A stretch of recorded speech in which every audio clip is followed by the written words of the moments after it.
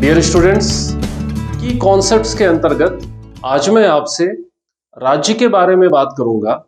राज्य को political science subject के अंतर्गत एक केंद्रीय संकल्पना के तौर पर देखा जाता है। राज्य की इंपॉर्टेंस को आप इस बात से समझ सकते हैं कि इस धरती पे जो भी मनुष्य है वो कंपलसरी तौर पर किसी न किसी राज्य का नागरिक होता है।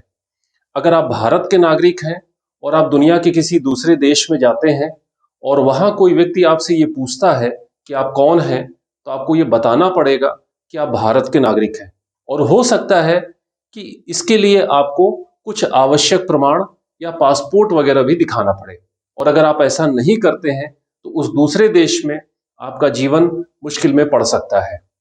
तो इस धरती पे जो भी मनुष्य है वो जब तक जीवित है तब तक उसकी जो पहचान है वो किसी न किसी राज्य से जुड़ी होती है। हो सकता है कि अपने जीवन काल में कोई व्यक्ति एक राज्य की नागरिकता को छोड़ के दूसरे राज्य की नागरिकता को स्वीकार कर ले, तो उस स्थिति में उसकी जो पहचान है वो उस दूसरे राज्य से जुड़ जाती है। लेकिन प्रत्येक स्थितियों में वो किसी न किसी राज्य से जुड़कर ही इस धरती पर अपना जीवन गुजार सकता है। तो इस तरीके से आप देखते हैं कि राज्य हमारे लिए कितना महत्वपूर्ण है। एक बात जो मैं शुरू में आपसे स्पष्ट करना चाहूंगा कि यहाँ जिस अर्थ में मैं राज्य शब्द का प्रयोग कर रहा हूं, ये राज्य किसी फेडरल सिस्टम की या संघीय व्यवस्था की इकाई वाला राज्य नहीं है। जैसे कि भारत एक संघीय व्यवस्था है और भारत की संघीय व्यवस्था के अंतर्गत अनेक इकाइयां हैं, या जिन्हें आप प्रांत कहते हैं, या आम बोलचाल की भाषा में उन्हें आप राज्य कह देते हैं। आम बोलचाल की भाषा में आप कह देते हैं कि उत्तर प्रदेश एक राज्य है, बिहार एक राज्य है, महाराष्ट्र एक राज्य है, उड़ीसा एक राज्य है।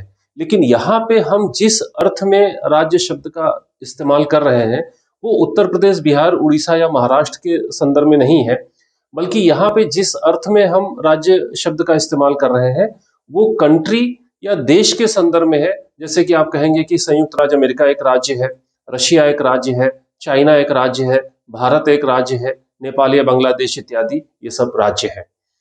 तो इस बात को आपको दिमाग में रखना पड़ेगा। अब अगर हम इस धरती पर राज्य के एग्जिस्टेंस या उसके अस्तित्व के बारे में बात करें तो हम ये कह सकते हैं कि ऐतिहासिक प्रमाणों के आधार पर राज्य के प्रारंभिक रूप का अस्तित्व जो है लगभग 4000 ईसा पूर्व से माना जाता है।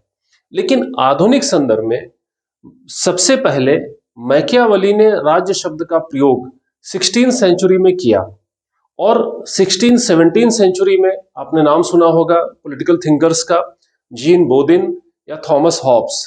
इन्होंने संप्रभुता अर्थात सर्वोच्च शक्ति से युक्त राज्य की संकल्पना को प्रस्तुत किया।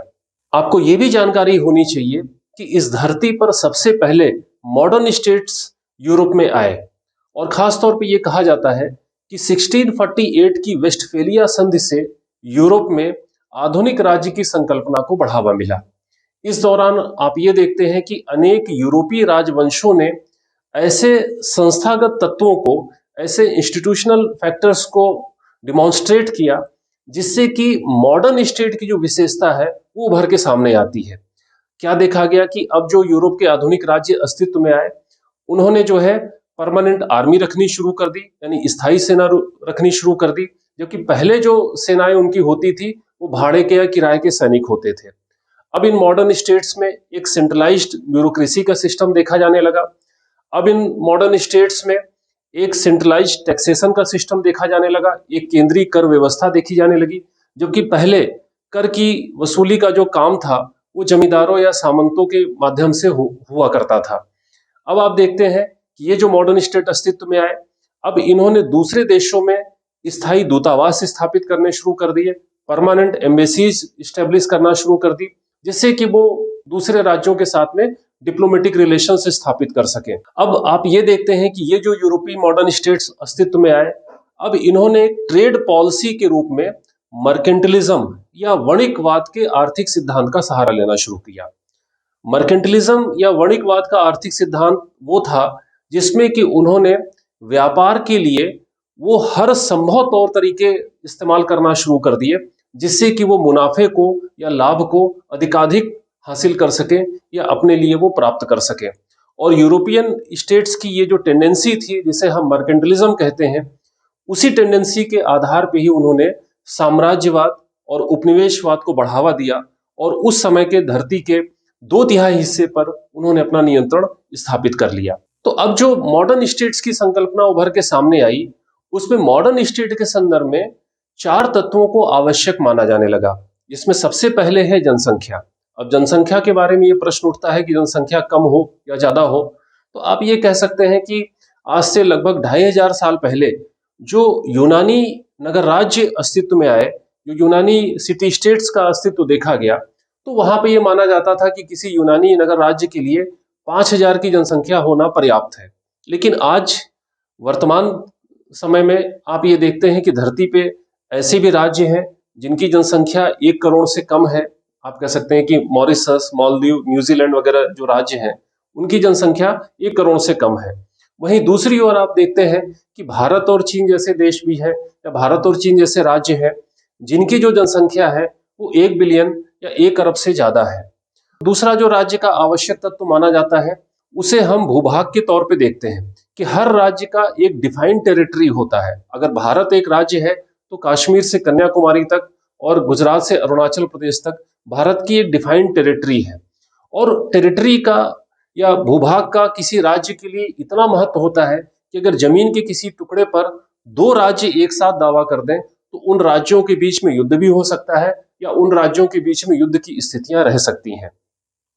तीसरा जो राज्य का आवश्यक तत्व माना जाता है वो है सरकार। अब दुनिया में जो भी राज्य है, कुछ राज्यों में आप देखते हैं डेमोक्रेटिक गवर्नमेंट है, कुछ राज्यों में आप देखते हैं कि नॉन डेमोक्रेटिक गवर्नमेंट्स है। लेकिन यहाँ पे आप एक बात जरूर कह सकते हैं कि आमतौर पर सरकारें तो बदल जाती हैं, लेकिन जो राज्य है वो स्थायी तौर पे बना रहता है। और राज्य के संदर्भ में जो चौथा आवश्यक तत्व है वो है संप्रभुता। जैसा कि मैंने कहा कि वो मॉडर्न स्टेट का एक इसेंशियल फीचर है। संप्रभुता की बात को आप इस तरीके से समझ सकते हैं कि 15 अगस्त 1947 के पहले भारत आज के संदर्भ में राज्य नहीं था।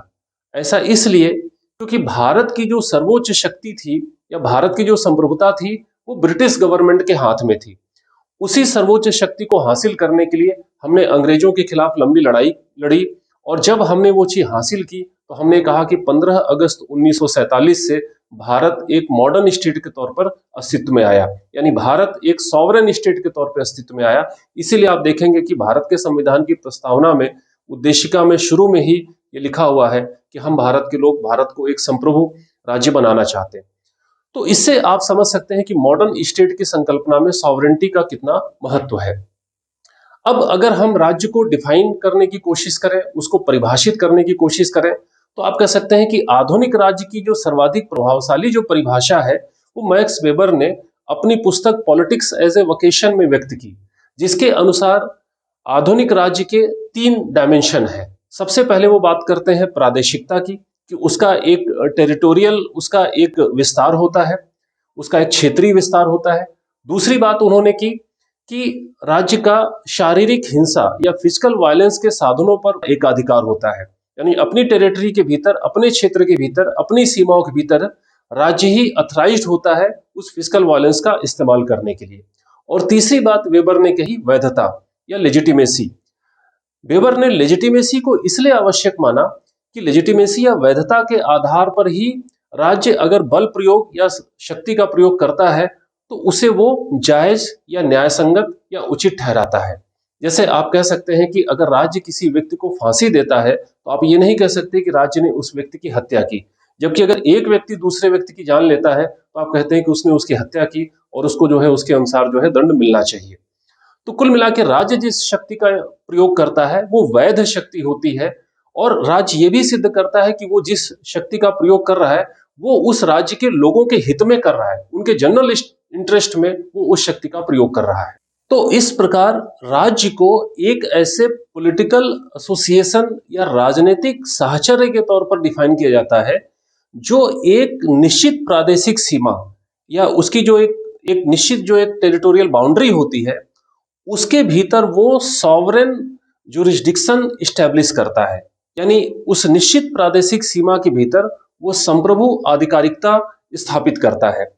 और स्थायी संस्थानों के माध्यम से वो अथॉरिटी का या सत्ता का प्रयोग करता है। जैसे आप कहते हैं कि राज्य के अंतर्गत जो सरकार होती है, तो उस सरकार के विभिन्न अंग होते हैं, जिसमें कि एग्जीक्यूटिव भी होती है, लेजिस्लेचर भी होता है, जुडिशरी भी होती है, आर्मी भी होती है, पुलिस भी होती है, और भी बहुत सारे गवर्नमेंट के डिपार्टमेंट होते हैं। तो यही जो डिपार्टमेंट होते हैं, वो राज्य के बिहाफ पे वो अथॉरिटी का इस्तेमाल करते हैं। तो कुल मिला के आप कह सकते हैं कि राज्य की चार मुख्य विशेषताएं होती हैं। पहली बात आप ये कह सकते हैं कि राज्य अपनी सीमा के भीतर सभी संघों और समूहों के ऊपर निरपेक्ष यानी एब्सोल्यूट और अप्रतिबंधित यानी अनरिस्ट्रिक्टेड सॉवरेन पावर का वो इस्तेमाल करता है, और उसके जो डिसीजंस होते हैं वो आमतौर पे उसके नागरिकों के लिए बाध्यकारी होते हैं, वो कंपलसरी होते हैं। भारत के संदर्भ में अगर आप उदाहरण लें, तो अगर हमारे प्रधानमंत्री ने एक पर्टिकुलर टाइम पे कह दिया कि आज से जो है 500 और 1000 के पुराने नोट नहीं चलेंगे, तो वो नहीं चलेंगे। अगर उन्होंने एक पर्टिकुलर टाइम पे कह दिया कि कोविड के चलते देशव्यापी लॉकडाउन लगा दिया गया है, तो वो लगा दिया जाएगा। यानी उनके जो निर्णय हैं वो बाध्यकारी होते हैं। दूसरी बात आप कह सकते हैं विशेषता के संदर्भ में कि राज्य कानूनों के पालन के लिए अपराधी को दंड देने के लिए वैध शक्ति का इस्तेमाल करता है। ये बात मैं पहले भी कह चुका हूं कि राज्य की जो शक्ति होती है वो वैध शक्ति होती है। किसी अपराधी की या माफिया की जो शक्ति है वो वैध शक्ति नहीं होती है, लेकिन राज्य की जो शक्ति है वो वैध शक्ति होती है, और यह कार्य राज्य की ओर से उस गवर्नमेंट के द्वारा किया जाता है जो अथॉरिटी को धारण करती है।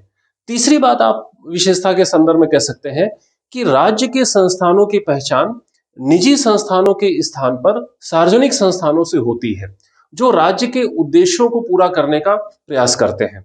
आमतौर पर आप देखेंगे किसी राज्य के भीतर दो तरीके के संस्थान होते हैं, कुछ निजी संस्थान होते हैं, कुछ प्राइवेट इंस्टीट्यूशंस होते हैं, कुछ सरकारी संस्थान होते हैं, या जिन्हें आप सार्वजनिक संस्थान भी कहते हैं। तो वो जो सार्वजनिक संस्थान है या सरकारी संस्थान है, वही संस्थान राज्य के जो ऑब्जेक्टिव्स हैं या उनके जो उद्देश्य हैं उनको वो पूरा करने का प्रयास करते हैं। और राज्य के संदर्भ में चौथी विशेषता आप ये देखते हैं कि अंतर्राष्ट्रीय विधि या जिसे आप इंटरनेशनल लॉ कहते हैं, उसकी दृष्टि से सभी राज्यों को एक समान माना जाता है। इंटरनेशनल लॉ की दृष्टि से आप देखेंगे तो इस धरती पे जो भी राज्य हैं वो सब एक समान है, और उन्हें एक सॉवरेन यूनिट या एक संप्रभु इकाई के तौर पर देखा जाता है। तो इस तरीके से मैं समझता हूं कि की कॉन्सेप्ट्स के अंतर्गत आज जो मैंने राज्य की संकल्पना के बारे में आपसे बात की, वो आपके लिए निश्चित तौर पर बहुत उपयोगी होगी। इसी के साथ मैं चर्चा को समाप्त करता हूं। बहुत बहुत धन्यवाद।